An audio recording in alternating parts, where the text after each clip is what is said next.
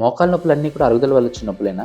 Are ఇంకా మోకాళ్ళు అరిగితే ఒక రిప్లేస్మెంట్ ఒకటే మార్గమా? నేను doctor Rajasekhar, consultant orthopaedic surgeon, మెడ్సీ హాస్పిటల్.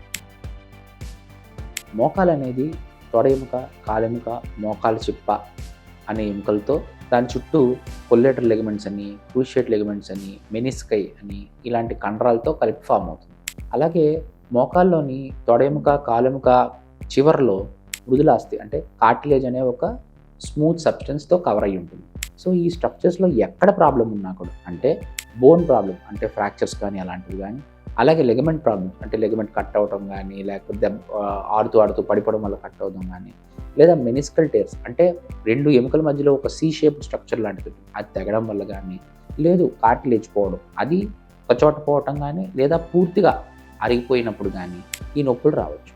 సో అన్ని నొప్పులు అనేవి ఒక్క అరుగుదల నొప్పనో లేకపోతే ప్రతి నొప్పికి మనం ఏదో సర్జరీ చేసేయాలని ఉంది. సో మీకున్న కారణాన్ని బట్టి, అది ఉన్న స్టేజ్ని బట్టి, అది ఎంత పాడైంది అనే దాన్ని బట్టి మన ట్రీట్మెంట్ ఆప్షన్స్ ఉంటాయి.